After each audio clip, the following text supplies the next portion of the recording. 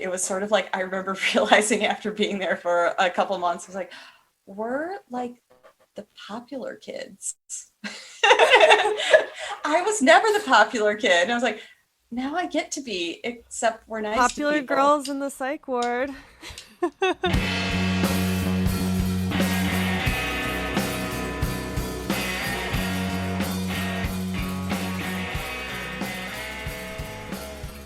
Hello, friends, and welcome back to another episode of Pickles and Vodka, the mental health podcast where we talk about the things that no one wants to talk about in real life because they're just too damn depressing.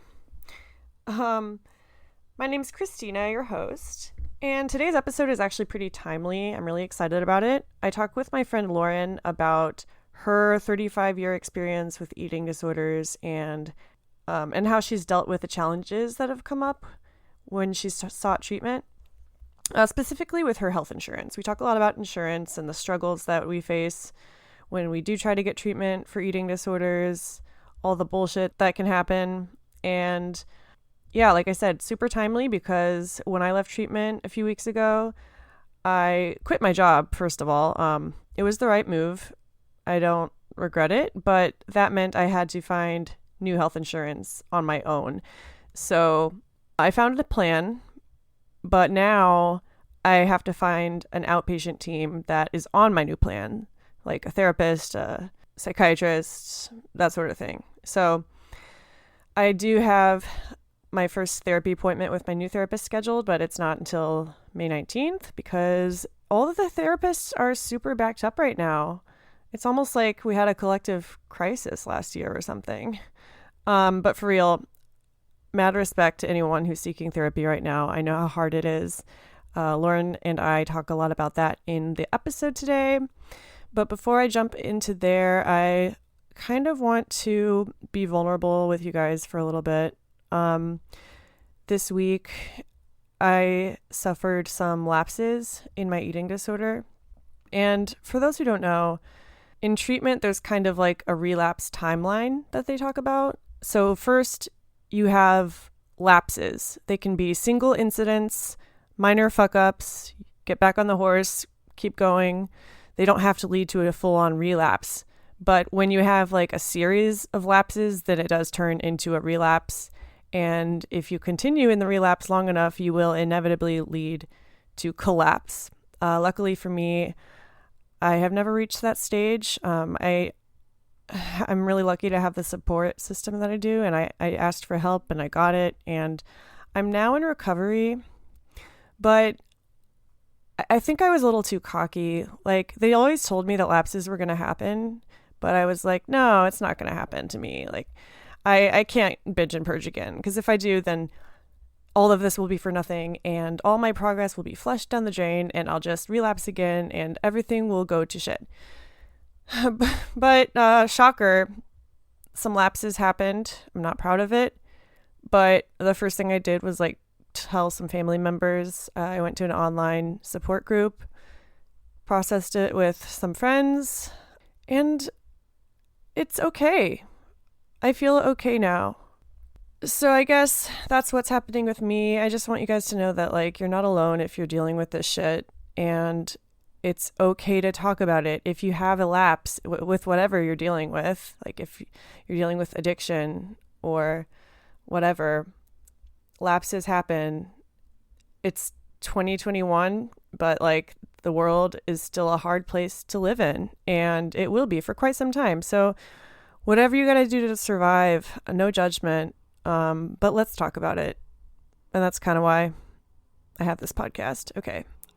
I feel like a huge poser now. I got to do an episode about imposter syndrome sometime, because I definitely struggle with that. But anyway, I am going to stop talking and let you guys enjoy my conversation with my friend Lauren. I hope you have a beautiful rest of your week. And as always, my inbox is open if you want to reach out to be a guest or to just say hi. Okay, stay safe, all that good stuff, and enjoy. Well, hello. It's very good to see you again. After the last time we recorded, I was trying to remember what we talked about, and my mind was just blank. Like every time I record these, I shut off the microphone and then I immediately like forget until I listen to it again.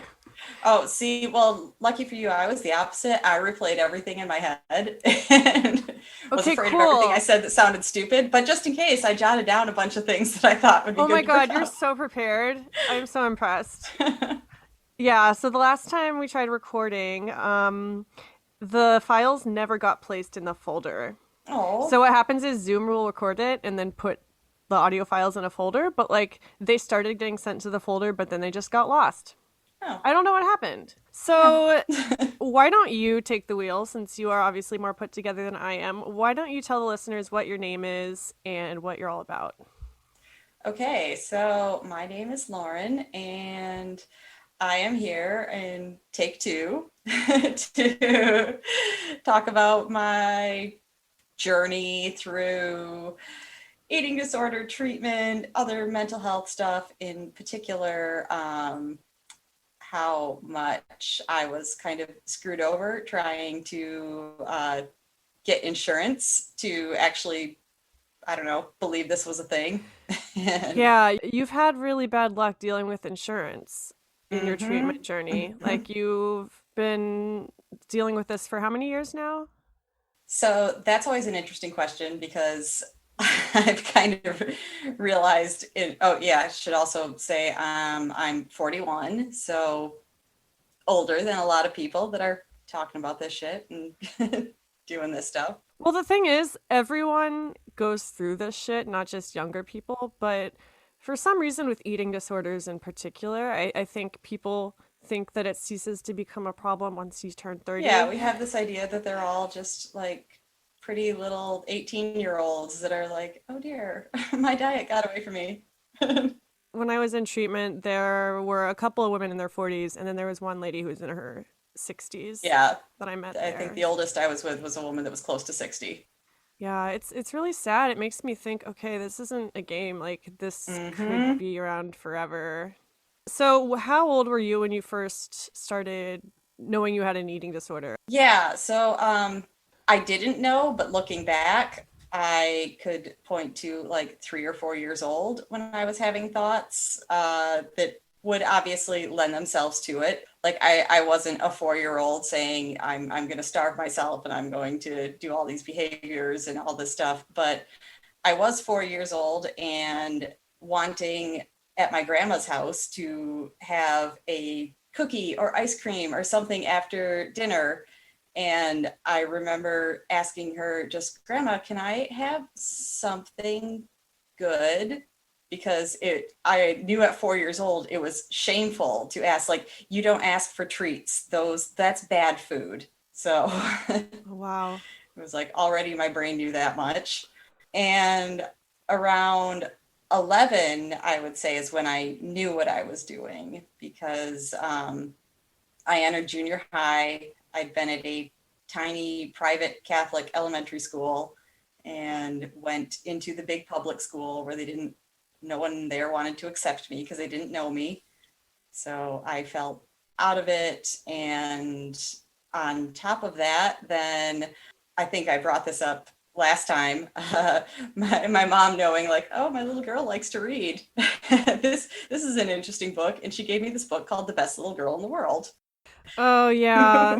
I remember which that now. is kind of the anorexic's Bible. Yeah, it's an Yes. eating disorder book, right? Well, I'm sure it was written with good intentions, but it was written, I believe, in the late 70s. So it is very much just perpetuating the stereotype of like, these are ethereal, beautiful, tragic women that, fall prey to this. And everyone is so concerned over them and they're killing themselves and we just want to save them. And by the way, we're going to, Oh my give God. a detailed play by play of everything that she does. So it really is just like a how to. Yeah, if only we know Mm-hmm. now what we, or if we Yeah. knew then what we know now. I can't talk. So why did your mom give you I that? have no Do idea. you know? She just like, I was a little kid that loved to read. I used to roller skate in my basement, and I used to have a stack of library books on the couch in the basement. and I would just roller skate reading a book. And as soon as I finished one, I'd go pick up another That one. I sounds know. like Like I heaven. could spend hours doing it. Maybe. Are we the same person? I mean, I didn't have rollerblades. That wasn't that cool, but Oh, they that were sounds roller like heaven to skates. me, Remember how honestly. old? Yes. Oh, roller skates, rollerblades, yes. The Yeah. wheelie things that you put on your feet. So as a kid reading that book, did it kind of like reaffirm what you were thinking already about yourself, or like what was your The reaction? seeds were kind of planted. I'd had some ideas from growing up. Like I said, like certain foods are good, certain foods are bad. Don't let yourself get fat. Earlier you said you knew what you were doing at the around junior high. So what were you doing exactly? Yeah, so at that age, when I read that, that's where I felt like it all just like came together. That it's just kind of like, oh, this is going to be my out. This is how to do it, and this is my saving grace. And so I did start probably trying to do a lot of the things in the book. I tried to not eat as much as possible, and tried to force myself to exercise more to burn more calories and all that kind of stuff. And yeah, I think it was, Yeah. I didn't feel like I was that good at it. And again, like I said, that book, how it comes across, it was like, oh, I didn't get to the same weight she did. I didn't fast for as many days as she did. I'm not really eating disordered. I'm just faking. That's why I don't know how I feel about censoring that kind of stuff in eating disorder books because obviously it can be triggering. Like I know of a few other books besides that one that I've personally used as like Mm-hmm. instruction manuals. But also if you approach them like from the right mindset, they can be inspiring tales of recovery. And also I think it's important for the world to know what goes on if you have an eating Yeah. disorder, the nitty-gritty And I details. know Like something else I feel like is there's only so much you can shelter people. Because, like, yeah, in my adult life, I know I was in a support group and they had a pretty typical, like, a lot of support groups will say, we don't use numbers and things like that. And I expect that. But this one was militant about the things that they said, to the point where some of us got to kind of be friends when we'd see each other every week, and we liked to hang out afterwards. And there was a Dunkin' Donuts down the street, and we'd, after the group, some of us would go and we'd have coffee. And I remember the first time they invited people and they said, it's just so you know, if anyone still wants to just hang out afterwards and chill, then we go down to the street to the place that's name we can't say. I was like, you can't say it because it's Dunkin' Donuts? That's it's like Voldemort. Dunkin' how do you expect Donuts to live in the can't say it. world if you need to be that sheltered? That's kind of how I feel Yeah. about it too. If you shelter someone from anything, they're going to find out eventually and it's not going to be good. Restaurants are going to be named things. But with that said, like how do you protect, younger people especially from being influenced by that kind of thing? It's like you can't guarantee it. I guess you can't is the answer, but Yeah, I mean, I really don't know, but it is something that weighs on my mind sometimes. And I think, like, I don't know how to do that. Like, I don't want to have, again, a Bible for young people to follow. yeah. Well, do you think if your mom had, I'm assuming she didn't read it herself. I seriously doubt it. I think what happened is she heard about it on a talk show. She probably was watching Regis and Kelly or Do whatever. you think if she had read it with you and like talked about it with you, it would have changed your perception? At that age, no, just because of what a little rebellious shit I was, and I didn't want to listen to my parents. So, like, that That's almost fair. could have made it worse if she talked to me. I probably would have been like, "Oh, my mom doesn't want me to do this. Great, let's go." Yeah, I guess it depends on how they're approaching you Yeah, about I it. honestly think she just had no idea. She just heard this cool, As and your sickness like progressed, did she notice? Or like how long was it until she noticed? no. So that's something with all the different behaviors and feeling like I wasn't very good at it. And I think it mostly kind of kept my weight in check. So sometimes I was restricting a lot, sometimes I was binging, and it kind of kept me at a pretty even keel. So I think because that wasn't obvious, and that's another thing that people only think there's a problem if your weight changes. Don't you love it when your weight is just like even keeled and everything looks normal and no one suspects a thing and Yeah, and you're just like, I'm slightly killing myself this way and then the other way just to keep it in check. But yeah, so it was never obvious. She, like the rest of my family and most of my friends, was completely shocked when at 35 years old, I went into treatment for the first time. oh wow, that's a really big chunk of years in between. Mm-hmm. Do you want to talk about what had led you up to treatment at the time? Like how it kind of progressed over the years? It did just feel like a lot of back and forth, really. I guess a good question to ask would be growing up with an eating disorder for that long, because I'm really interested in your story because you have had an eating disorder for many years. Like you had it longer than a lot of people have. And so my question is like, over the years, especially like those important years, like the 20s and all that, what was your experience like growing up having that eating disorder with you the whole time? Like, do you feel like you missed out on anything or like how did it shape you as a I person? do. I feel like the last time that I was able to be in a relationship where it was never totally behind me, but like where I was able to commit myself enough to a relationship that I could be present basically in it is in my early 20s. After that, it's always just kind of felt like I would like to be in a relationship, but I have kind of realized Mm. they're getting involved in like a false front that I put up. What do you mean by that? That the first thing I don't want to hit people with, like on a first date, I don't want to be like, so I don't know how to eat and I pretty much haven't for 3/4 of my life. Well, yeah, but obviously you wouldn't tell someone like on the first date No, but I necessarily, think but for me, I've always been a kind of private person, a very independent person. I think I can get through everything on my own. So I think that always just sets the stage where it's just, if I don't tell you like the very first sentence out of my mouth, then I'm probably going to keep convincing myself that I can keep hiding it or that it's not a big deal. for that first relationship, were you hiding it from the Yes, but I think at that point I was still having some breaks from the really like hardcore behaviors and things like that. So I was able to kind of leave that behind for chunks. Yeah, the same sort of thing happened to me for a while there. It was like, wow, this is nice. So then you didn't have any like serious relationships after that? No, Would you say your eating disorder was like the primary reason? I think so. And I think I didn't realize it at first. I tried to blame it on a lot of things, just like, wow, I'm just unlucky. Nobody likes me. Okay. And after dating a few people that wouldn't go past like a month or so and realizing like we never really were able to connect, then I think I realized it's like that I can't connect when that's the thing I connect to the most. Yeah. Ugh, it hurts so much because it's so relatable, you Yeah. know? So you were 35 when you did go to treatment. Let's talk about your treatment journey because I know you have a lot of Yes. good stories.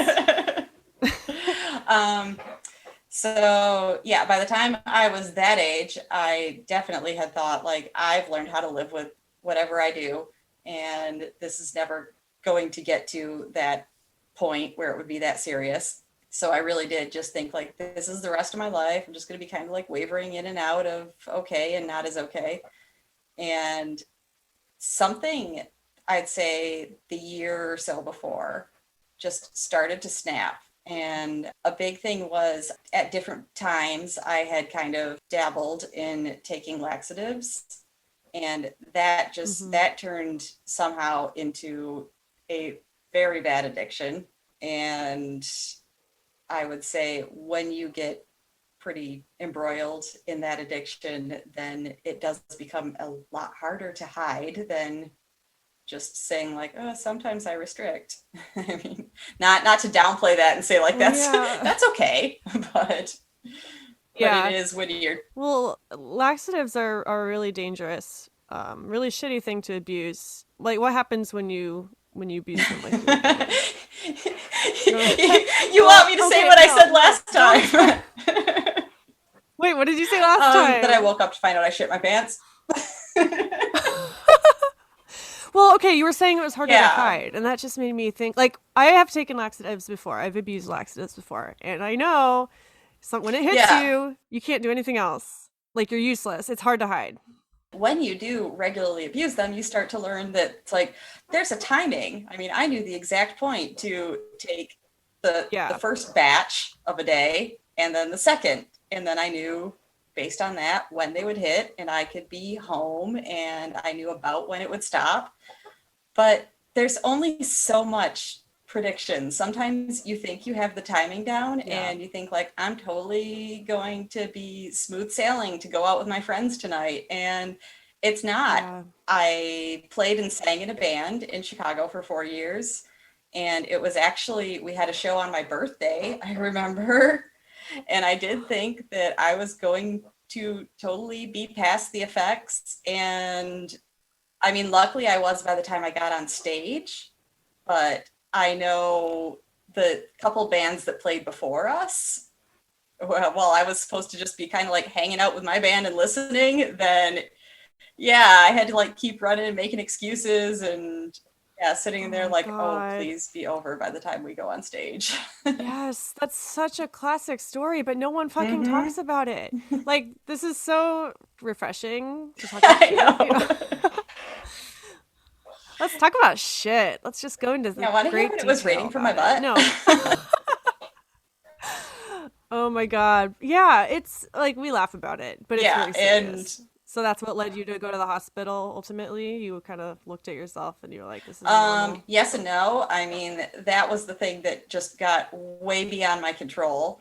And at the same time, not to be a cliche, but I was taking a lot of laxatives, and I was restricting, and I was not caring about my life, and definitely got to the lowest weight that I ever had. So I didn't look pretty in addition to this wreaking havoc on my innards. Yeah. But I still think, because of at that point the past like 25 years of being able to get through this, I still just, and it comes on so gradually that I thought like, well, I've lived with this far. I can keep doing it. I can get Hmm. through it.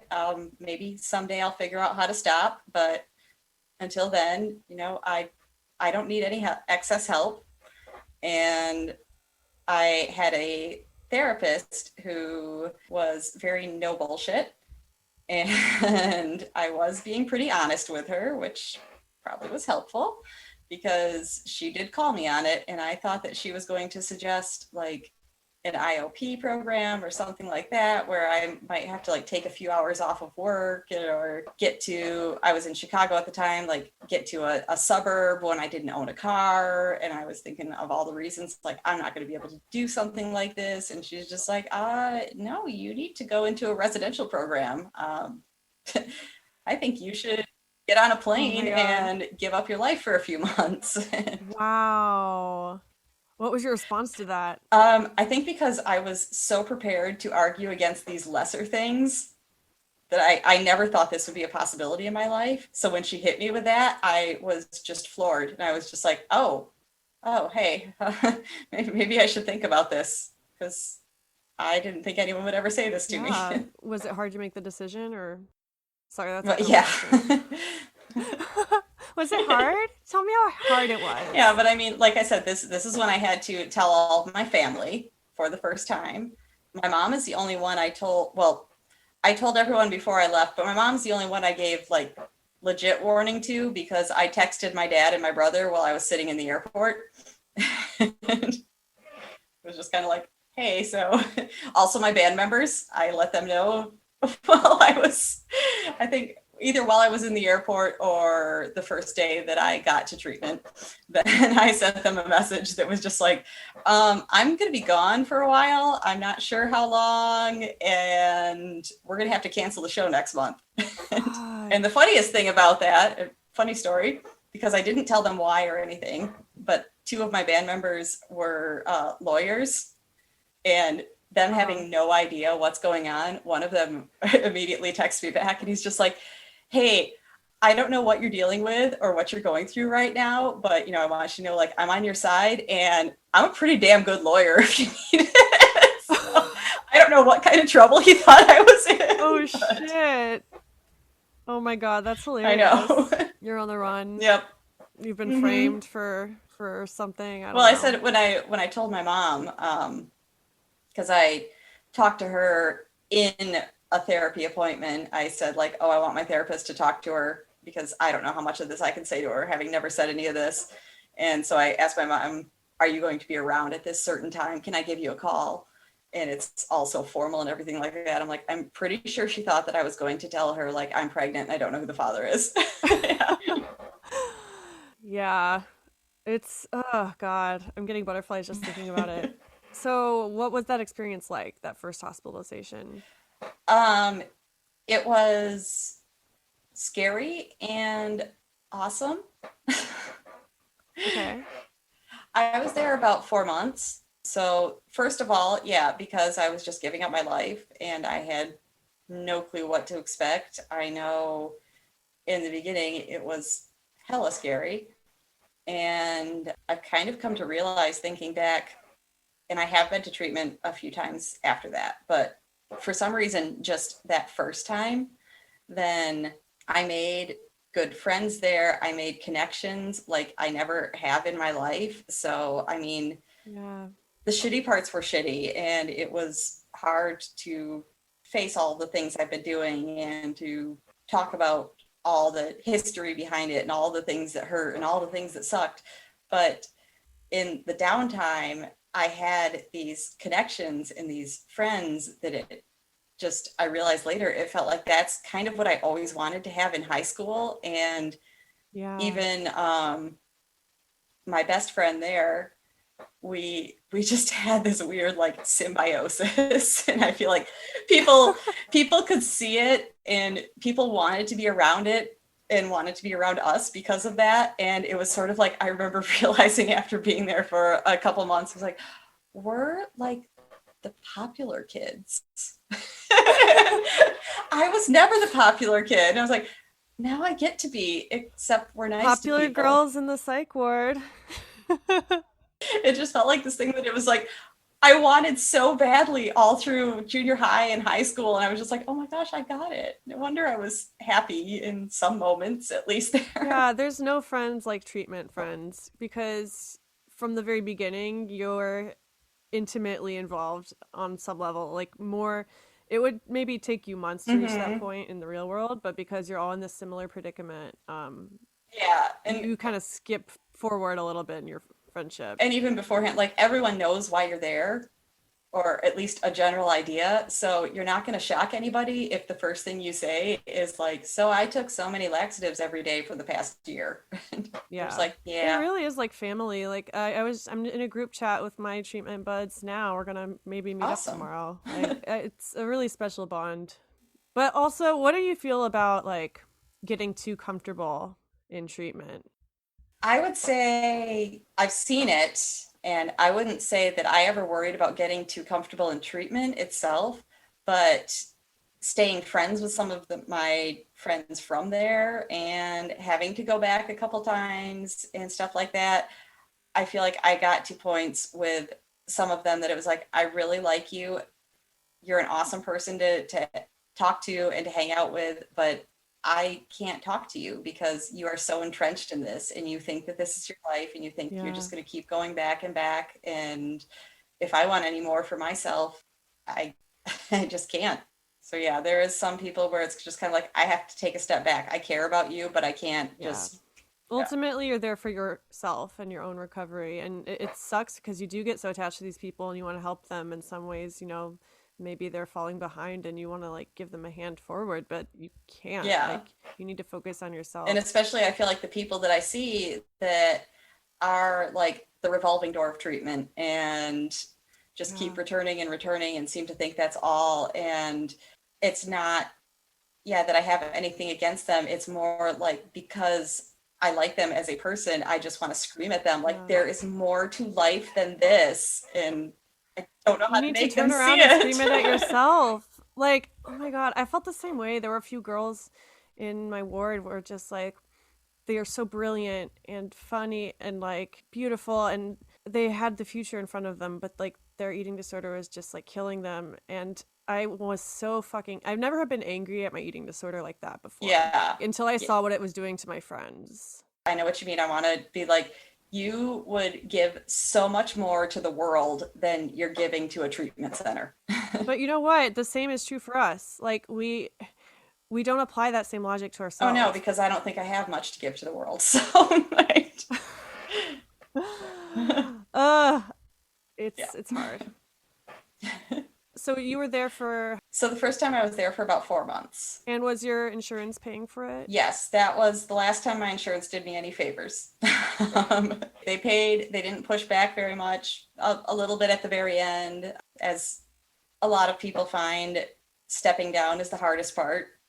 I weathered the stepping down to PHP and they let me stay there for a while, but then they just kind of were like, all right, now we're only going to cover IOP. And I had a rough time there, and I just don't think, yeah, an insurance company really cared that I was having a tough time with that. So I just left. Yeah, Yeah. that sucks. Yeah. And then how long again until you were back? So I left IOP that time, and I only was in IOP for a couple weeks. And I apparently, one of my defining moments, as a friend that was there told me later, is that I had an agenda to read, and she said I just like kicked back on an easy chair, sideways, threw my legs up over the arm of the chair. She's like, and just matter of factly read your agenda about like, so I'm going to leave next week. I'm going to go home and I'm going to relapse, and I don't really care. Peace out. So Oh my God. that was the attitude that I left with. So big surprise. I was back within, I don't know, like 6 or 7 months. I hate that they don't set you up for success, like the insurance Mm-hmm. companies at least.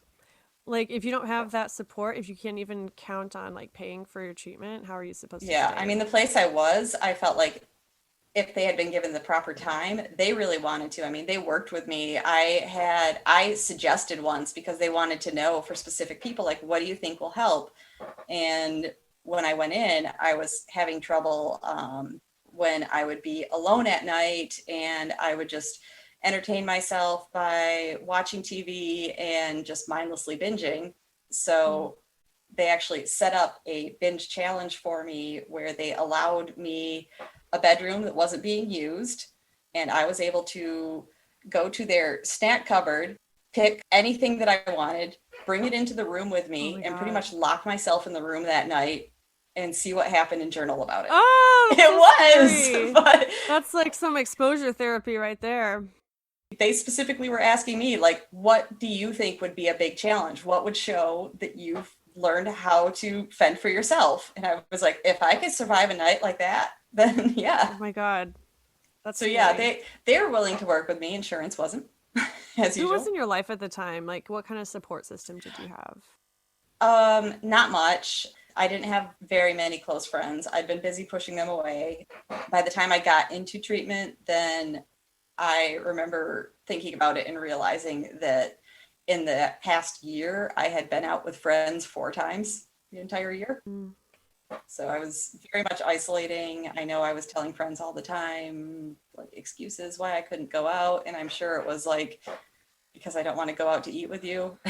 And Yeah, eating disorders turn you into such a flake too. At least for me, they did. I'm just embarrassed to think of like all the promises that I broke to people because of my eating disorder. I could plan to during the day to go out with some friends and then just get, yeah, like hit by depression and be like, I don't want Yeah. to move, and just come up with something real quick and be like, yep, Hmm. sorry, can't do Do you it. think people like knew there was something wrong?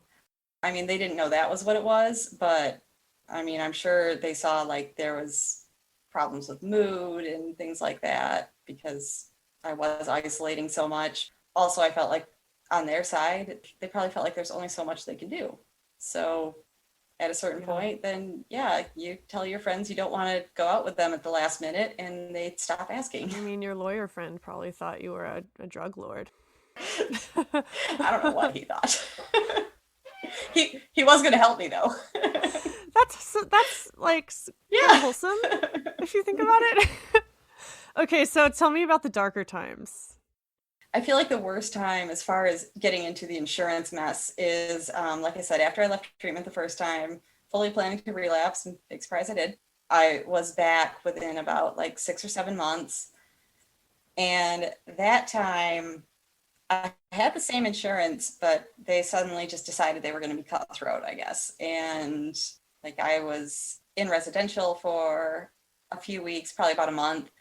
And I found out I'd seen my psychiatrist right before lunch, and he ran into me right after lunch. And I'm thinking it's only like 2 hours later, and he's searching frantically and has to find me. And he's like, yeah, we just heard from your insurance that they've cut you, and we need to move you over to the PHP house this afternoon. Like, you need to go pack right now. Oh Forget my groups. Just, God.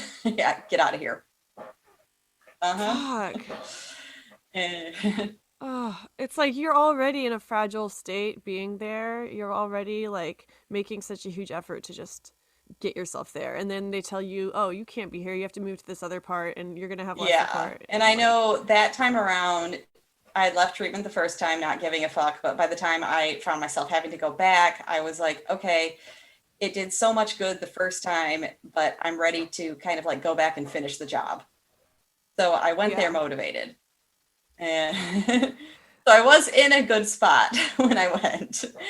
But then I got that, and then I adjusted to PHP, and I think I was there 10 or 11 days. And then my therapist got me at about 1 or 2 in the afternoon, and I could tell like she felt terrible. She's just like, oh shit, your insurance decided this morning that they're cutting and they won't cover anything past IOP, and you've actually been through most of programming for today, so I'm sorry, but you owe out of pocket today, and we Oh, need to get fuck. you out of the house, or else you're going to owe an overnight fee, and you're going to owe for tomorrow out of pocket. That is so messed Yeah. up. Did you just like have a breakdown?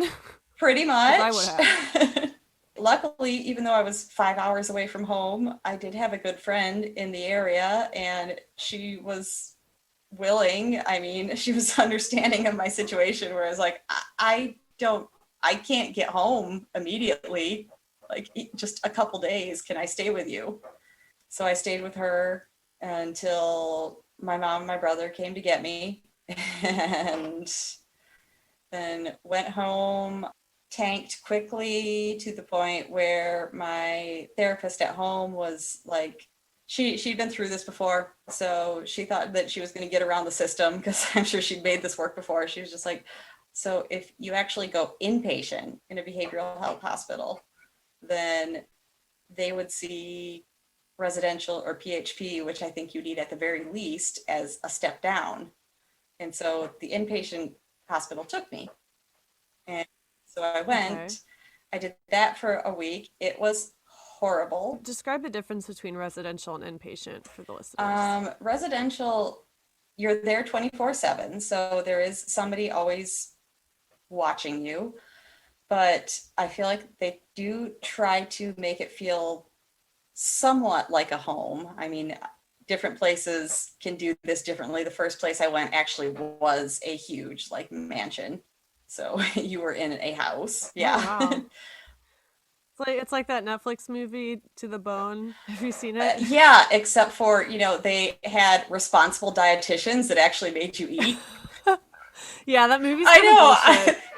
My favorite thing about that place is saying like, "Oh, how soon until this place gets shut down?" I mean, no one's going to let you Yeah. have a jar of peanut butter for But dinner. Okay. oh my God. Yeah, we Anyway, can't yeah. even go there. Getting We need to do a whole podcast episode I about that know. movie where we just like I would shit need on to that finish it movie. first. I couldn't even do that. Oh my God. But yeah. Yeah. Anyway, but your place wasn't like that. Yeah, so that one was an actual house, but even the ones that aren't, it's kind of like they try to make you feel like you're at least, I don't know, you get some free time, you can interact with people. Yes, you're there to have supervised meals and therapy all the time, because they know that you can't trust yourself to do that yourself. But inpatient is very much a hospital setting, and their number one concern, I believe, is to keep the person safe. And I actually had a kind of rare situation where they had an eating disorder unit. So I was on that, which pretty much meant you planned meals and had to do them by exchanges. Don't you do that in other hospital settings too? Or at least I have when I was in like residential and PHP. Yeah, I wasn't at I don't know what the exact difference was. I know the places I was at said they specifically did not like the exchange system, but yeah, Huh. you definitely you do meal planning and things like this. I was just saying like having an eating disorder unit in an inpatient behavioral health versus just being inpatient is, they'll actually Yeah. bring that part into it, but not much else. There was a therapy schedule, but I remember like half of them didn't occur. So we just kind of sat around, What? and they had similar to residential for your meals. They would have time limits where they would say, like, I think I already thought the time limits were a little excessive. They were like 45 minutes per meal and like 30 minutes per Yeah. snack. And I was like, that's more than any other place I've heard. But on top of that, they really didn't enforce it. So I Hmm. felt like, first of all, how am I supposed to get better in this place where literally the entire day I get to sit and look at food and focus on it? And Yeah. and on top of that, there were things like our unit was in between, I guess, the main entrances and the chemical dependence unit. So the chemical dependence patients are often coming in like really hooked on chemicals. And so, yeah. Yeah. Yeah. And, their bodies are reacting to that. So I was there for a week, and twice they called a code blue, and they just had somebody freaking out or convulsing on a stretcher just parked in our unit while they waited for someone to come to transport Jeez. them. I was like, that's not traumatic at all. So you're in a cold, bleak setting with like not a lot of people who really care No, about like I said, they're you, just they're trying to keep you safe, they're trying to keep you but alive. your insurance was paying for it, right? So that's what we thought, as my therapist suggested, the doctor that I saw at the inpatient hospital suggested, and the intake person at the residential center I wanted to go back to. Everyone is saying, we recommend you come back to residential. And so that was all set.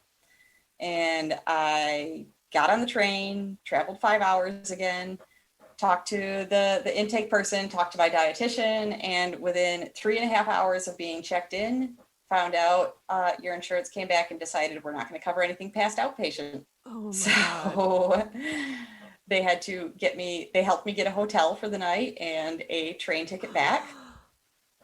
And I was checked in for 3.5 hours. Meanwhile, you're dealing with a fucking eating disorder. That's the reason you're there in the first place. It's like now you have to deal with that on top of all this other bullshit that's happening. Mm-hmm. Oh my God, I can't even imagine.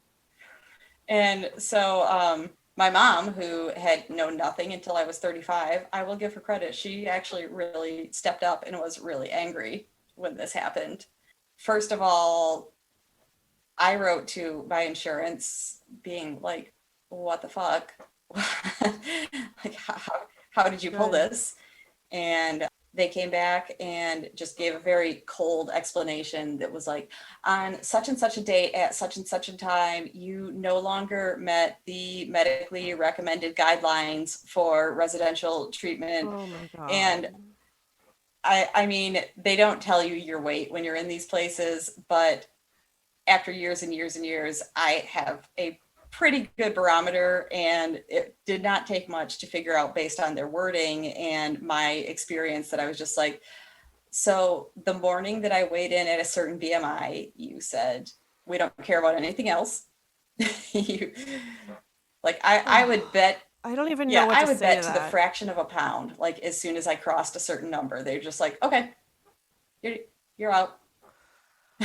That should be illegal. Like, oh my God. So my mom, who I was saying stepped up, she did some research, and she wrote back to them a very strongly worded letter She shared some of it with me, where the shining point I remember is she was like, so if you believe when several medical professionals have recommended this for my daughter and you don't believe that it is necessary, then I would like you to respond in writing that you're taking responsibility for my daughter's life. 'Cause Yeah. you've Wow. decided what's best for her. So, Oh my God. Snaps to your uh-huh. mom. How did they respond to that? Well, so you're in a hotel, right? When all this is happening? Did Yeah. you just go home and kind of like be like, all right, Yeah, I this is just my kind of went life? home and floundered and kind of made it work for another couple years. Damn. Did they ever like try to reach out and apologize or try to make it better? Well, they didn't. But about a year later or so, then I got contacted for a class action lawsuit. I had Blue Cross, and the lawsuit was specifically against Blue Cross in 4 states, I guess, that they had identified as like systemically not like barring people from residential treatment that needed it. So they were just like, "Do you want to be part of this?" And I was like, "Hell yeah." Make those Yeah. suckers pay. Yes. But being class action and 4 states worth, I was just thinking like, okay, I'm not going to get anything personally out of it. I'm just going to get the satisfaction of, I hope we win. And about a year later, I found out that they did win their lawsuit. And a few months after that, I got a check in the mail for, I believe the first one was for about $2,300. And then there was a surplus, so I got another 250 a little bit later. Yeah, so I pretty much got $2,500 out of it. Well, it's kind of fucked up because, that's like how much it costs to stay in one of Two those days. places. Yeah, A day and a right. half. It's bullshit. But like, Exactly. yay.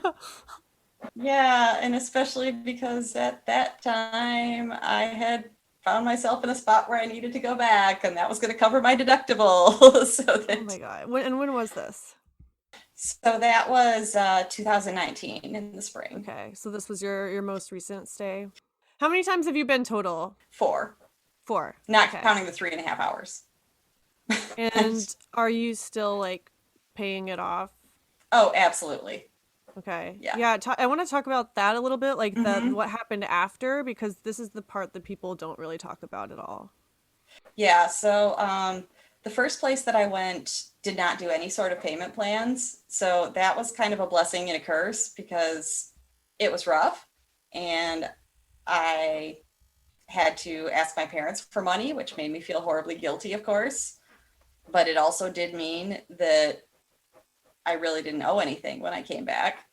The second place that I went did do payment plans. So I paid what I could up front, but I do still owe them money and they come after me. and, Oh my God. and I mean, I feel like they're better than a lot of people.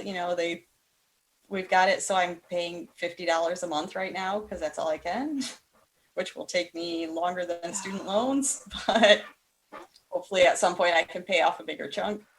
And that's Oh just my, with it. I mean, that's just paying, my 5,000 deductible or whatever. I'm so angry that this is the cost of surviving. Like Mm-hmm. just receiving basic treatment for this disease that's killing us. It's like you have to go into debt. It's Yeah. like some people would rather die, you know?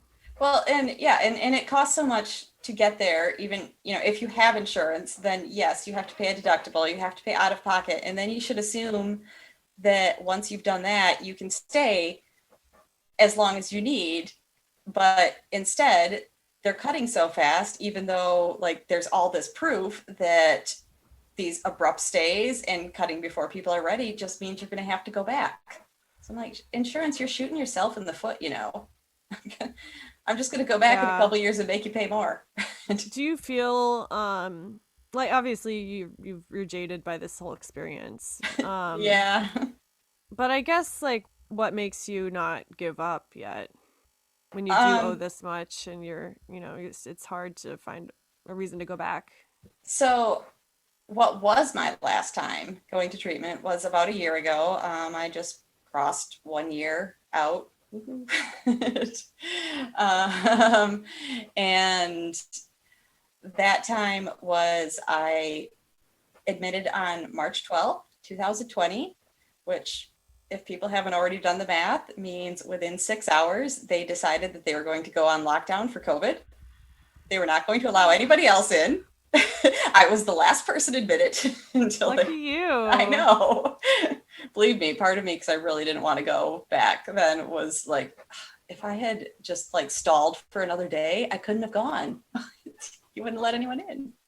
But So you were in the hospital for lockdown. yes, so starting lockdown, everyone's also just kind of freaked out because the whole world is starting this and we're just like realizing, oh shit, this is life now. What state was the hospital in? Missouri. Okay.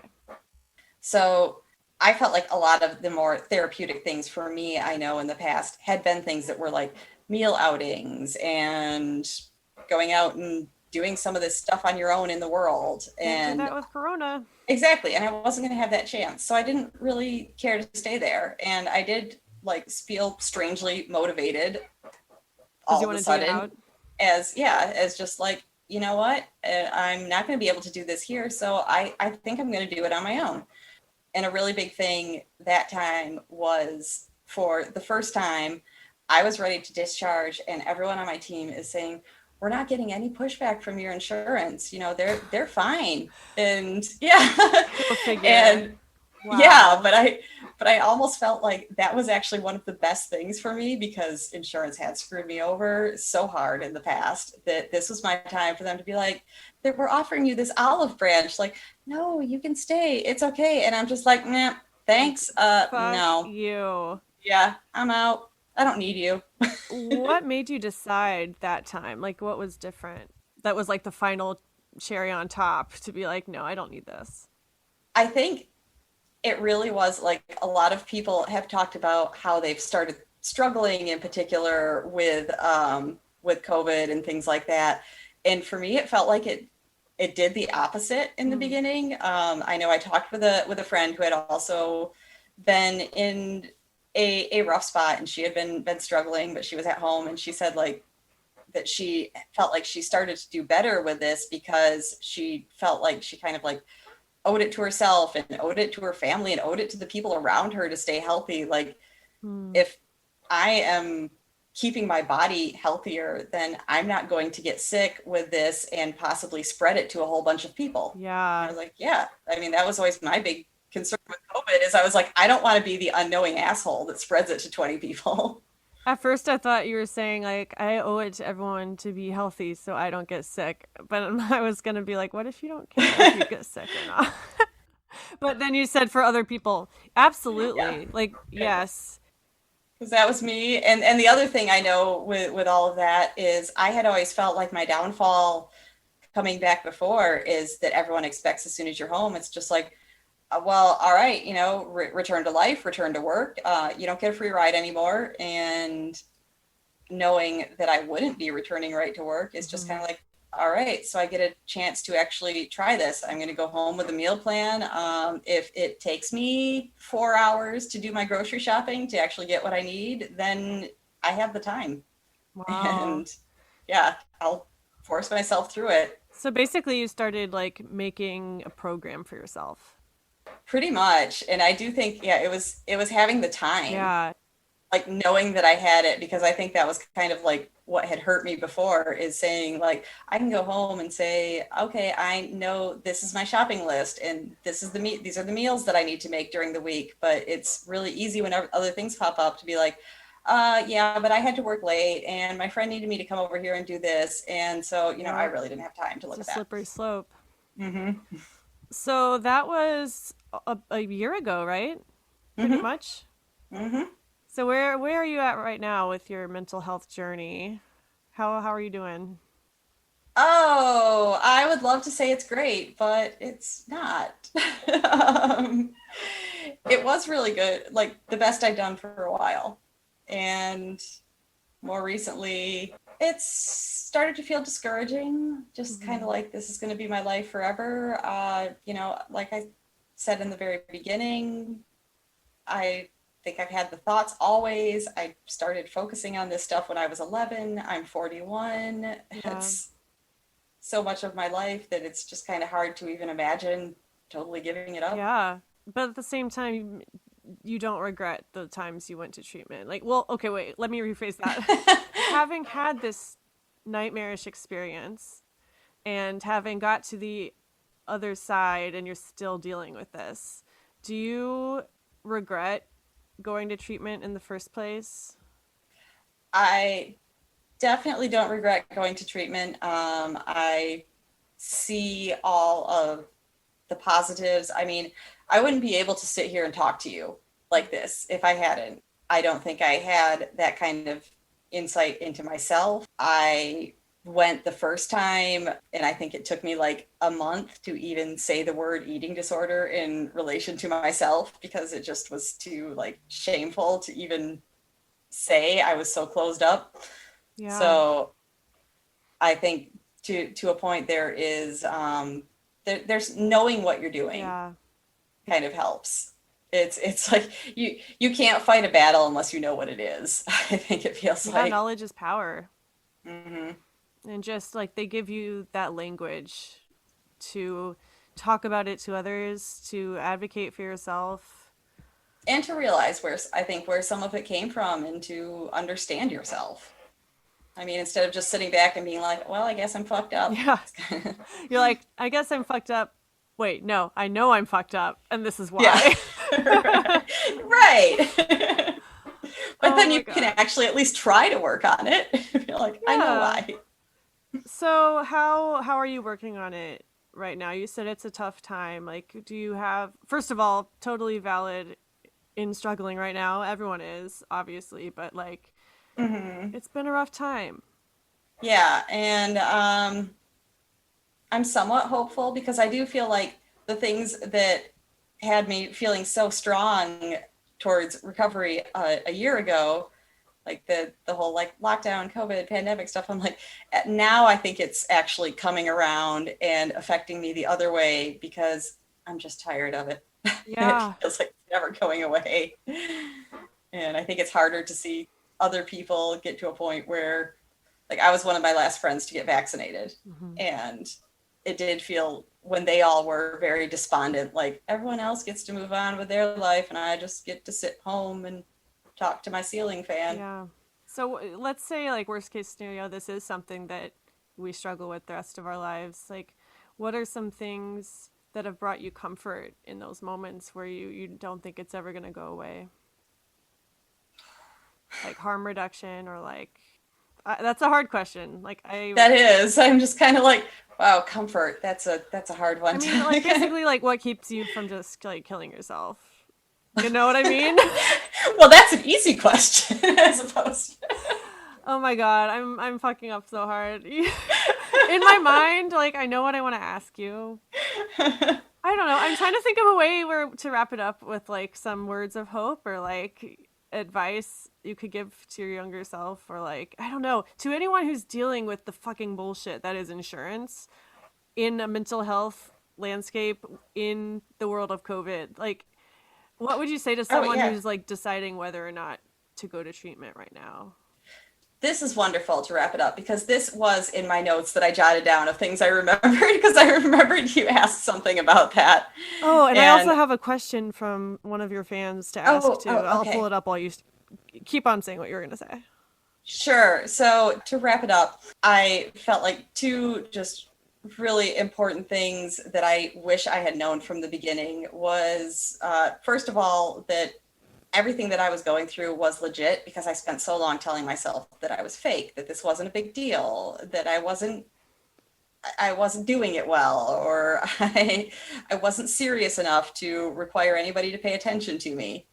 And it's kind of like, even though he was in the end quite a shithead, one of the very smart things that that last boyfriend I remember said to me when I mentioned something about this stuff to him was in saying like, I don't think it's a problem, is he's just like, if you even think for one day it's a problem, then I think you should listen to yourself that maybe it is because you wouldn't have thought that otherwise.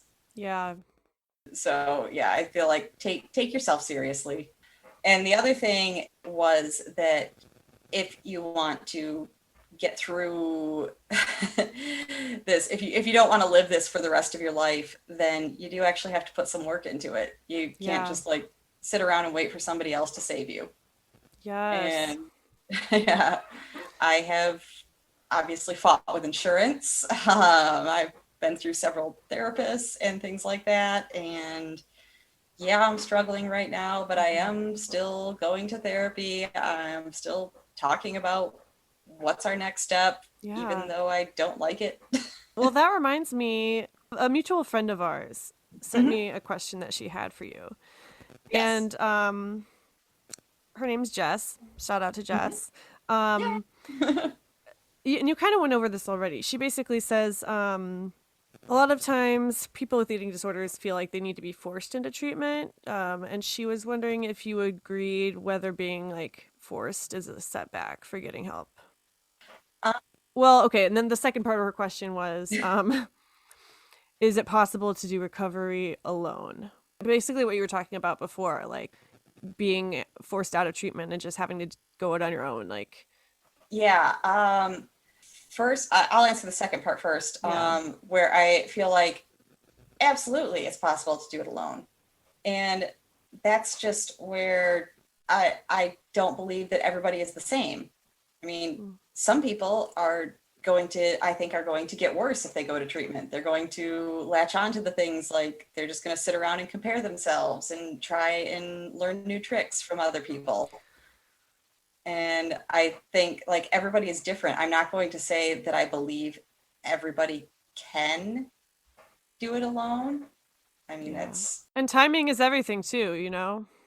yeah, but of course, I believe that it's possible. Yeah. And what was the first part? Oh, the being forced into. Yeah, I guess she's just, it's kind of a confusing question. No, I get it though, or at least I hope I do. I have feelings on that at least. People forcing you into treatment. It's more like what I think is that's another thing where like I feel like the detriment is believing that that is like the set path that you need to follow, Mm. and where I don't believe, that you necessarily have to go through treatment and come out and have a therapist and a dietitian and a psychiatrist that all confer and everything like that. And that's the only way to recover. I also think that that's kind of like something that's been forced into our minds pretty Mm. much, that is like, well, that's how it goes. You're supposed to resist, you're not supposed to want to go, and then you're supposed to get really sick and everybody's supposed to beg with you and you're supposed to say no, no, no, and then you pass out at school and then somebody forces you to go and then you get better. But if you just want to go by yourself, then you're probably being selfish. Yeah. I'm like, It's, no, no, no, no, oh my gosh, you're being so smart and so brave if you realize like this is not working. yeah. And then just like trusting yourself is hard in Mm-hmm. that situation. It's like, how do I know what's best for myself? Yeah, and I guess as somebody who the first time I ever went was 35, I was always an adult when I went in. I absolutely could have said yes or no. Nobody forced me. Yeah. So just knowing that you have to make that decision for yourself. You have to say, I am really ready or I'm not, and it's not worth it to spend all this money on it. Yeah, it's a lot of money. And that's the thing. It's also like a privilege too to have all this stuff. Like how many people can honestly have a whole outpatient team and, take off a month of work. I Mm-hmm. think there can be many paths to recovery and they don't always have to involve like treatment. Yeah, I know like somewhere along the line that became the standard or the idea of how the story is supposed to go, that you don't want to go and then you almost die and you get forced in. But I have mad respect for somebody that just sits down and looks at their life and is just like, this is not fucking working. I'm got to Yeah, do something. make your story your own. It's not, it doesn't Mm-hmm. belong to anyone else but you. And Yes. even if, we do end up struggling with this for the rest of our lives, like at least we're talking about it. We are becoming more confident with our voices. At least like that's the impression I get of you. Like you're very outspoken and like I really admire you for talking about all this cuz it's hard. But Thanks. like I if mean, we can if we can just touch like one life. I don't know. I want to be like the bulimic like big sister like to everyone. Smoking I cigarette in the corner know. be like, "Oh, in my old day, we didn't have insurance." As my first time in my 30s, then I remember I was like, I was the scared kid and also had to become the treatment mom because Yes. I was like, I play both roles. Fake it till you make it, baby. Right. Do you have any final words to wrap up with? Any resources you want to drop? Any shout outs you want to make? Shout out to Pico. Shout out to Oh my Pico. gosh. Oh, Where is he? he's behind me. There he is. Pico! Wait, hold on. I want to do a screenshot. You're on camera. Pico! Oh my goodness. He's so cute. I love how he's just been sitting there quietly behind you the whole time. Yeah, usually he's on my lap during these kind of Oh, things. but yes, shout out to Pico. Shout out to all the pets that deal with owners with eating disorders. I feel like they've seen some shit, literally. I know it's cliche, but I did get him my first time out of treatment within like a month, like as soon as I could afford it. I was like, I'm getting a dog. So yes, he is a little bit my savior dog. Yes. Pico, you keep doing the Lord's work over there. That's right. But yeah, I feel like you did a really great job of covering everything, especially considering it was like the second time I made you do this. I know I was feeling, I'm like, I feel like it went better the first time. Oh no, no, no, no. Well, you know what? Okay. Good, happily for you, the listeners won't know any difference. I No, won't know no, any no. difference because my memory is shit. I think you did great. All right. Is there anything you feel like you missed or like you want to say before hopping off? No, I'll think of it a week later. All right. Well, thank you so much, Lauren. I All right. appreciate Thank you. you. And bye, Bye. Pico. Bye. Have a good night. You too. Hey guys, thanks for listening to this episode of Pickles and Vodka. If you could relate to anything we talked about, you can follow the podcast at Pickles and Vodka Podcast on Instagram, on Facebook by typing in Pickles and Vodka Podcast. You can also email me at picklesandvodkapodcast@gmail.com if you have any stories or if you just want to say hi. Thanks again for listening, and I hope you guys have a wonderful week. Stay safe.